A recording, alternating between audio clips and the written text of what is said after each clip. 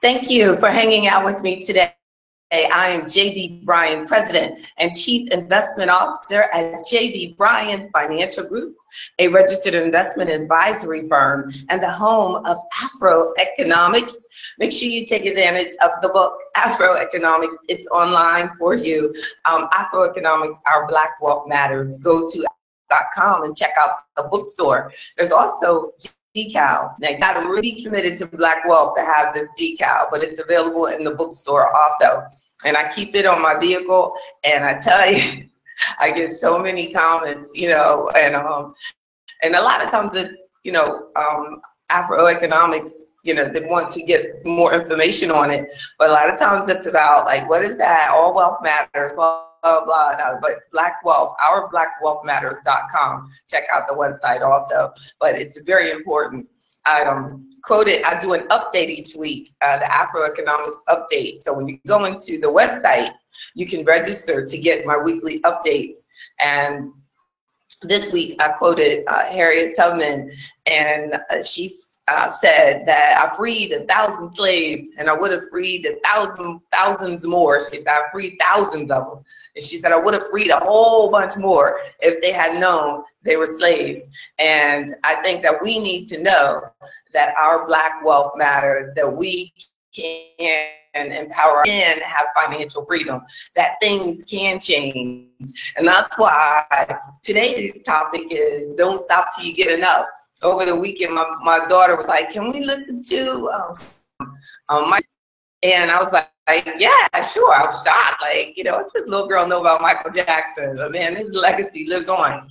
But, and then that song came on, Don't Stop Till You Get Enough. And I was like, wow, I'm so motivated, like just financially motivated, because as an entrepreneur, that I work all the time. I'm not today, but I'm not chilling. I'm at a resort community alone and working. I have a class that I'm doing, this acting class, because Afroeconomics is about being a lifetime learner.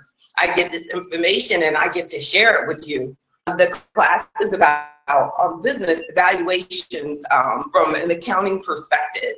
And because I like to work with business owners, just like I like to work with all investors, business owners, entrepreneurship, principle 7 of Afroeconomics, that we have to be businesses and enterprises. So get the book. The next book is going to be strictly on entrepreneurship. So I'm going to be learning and learning and learning more and more and more about this, because we often give up. We stop before we get enough, but we have to keep going. And if you knew how valuable your business was, when it would slow you down from giving up. And the interesting thing is, like, I always rely and we're going to get to the 10 tips of how to any financial situation, or 10 things on just don't stop, 10 things that you can do when you ever feel like stopping. Don't stop.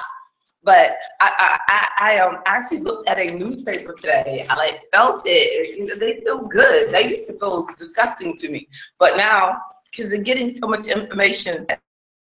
The interesting thing, if we rely on all our news from, they're really only giving us the top of what they think is really important for us, or whatever we kind of are directing ourselves. But when you just get the newspaper, it still has some value there, because it allows you to see everything. So when in today's paper, in this USA Today, the money section, it has a lawsuit. Now remember, the lawsuit, it said there's another one, Johnson & Johnson, to pay $55 million in talc powder lawsuit. And did you know, from an Afroeconomic perspective, that it was a sister's family that started this? A family says this verdict comes months after a jury ordered the company to pay $72 million to the family of an Alabama woman who died from ovarian cancer. So that brother, the son of this woman who died, I saw him on television, and he pushed and pushed and pushed, and because of his effort, this other lady got $55 million months later. Now, I hope she's really thanking him for, he did not stop till he got enough. And it's still not enough, because it's sad that You know, it has to come to that, because you shouldn't have to do that. But you know, when you're defending yourself, when you're trying to build a business, when you're trying to build a family, when you're trying to take care of yourself, it's going to take some effort. It's going to take some effort. Another article in here I thought was interesting was has a Warren. Can you see? You know, see Warren Buffett. It's like the opposite. Your camera is totally opposite from the one. But Warren Buffett. And this is this really rich guy that's quoted a lot, and he quotes exactly. I don't know if you remember that video that I did. Look, I'm hot. Cause it's hot outside. I have like palm trees and the ocean that I'm looking at on the other side, but I couldn't let you see the ocean because you would not be able to see my face. I was a shadow. But anyway, back to Warren Buffett. So he says, if either Donald Trump or Hillary Clinton becomes president, and one of them is very likely to be the next president, that he says he thinks that his company will continue to be fine. He says, Buffett says, going on to suggest that the climate in the U.S. will continue to be favorable to business no matter who wins the White House. Woo! Spoken like J.B. Bryan said it first, but he gets the coverage. But because between them two, I don't see that much, economically, I just don't see that much difference. And it says business in this country has done extraordinarily well for a couple hundred years, he said. It has adapted to society, so society has adapted to business. I wonder which way that goes. No, sometimes I think society adapts to business and to government. And check this out. The MetLife fined $25 million by regulators. MetLife agreed to pay $20 million fine and pay $5 million to the customers harmed. That's interesting. I wonder how many customers realize that the regulators got 4 times as much payout as the actual victims of it. But so check that out. If you have something invested in a variable annuity at MetLife, you might want to check that out. But okay, so we're talking about also Wall Street Journal. Check out this brother, Diem Credit Suisse sells debt assets. This guy, last name Diem, I might be saying it wrong though, it's Thiam. And he is the chief executive at the Credit Suisse Bank. And he has opted to ditch much of the bank's distressed debt business. It is part of a move to strip tens of millions of dollars in risk-weighted assets from the bank's trading unit. So they're trying to get rid of bad stuff too. That's what I'm telling you.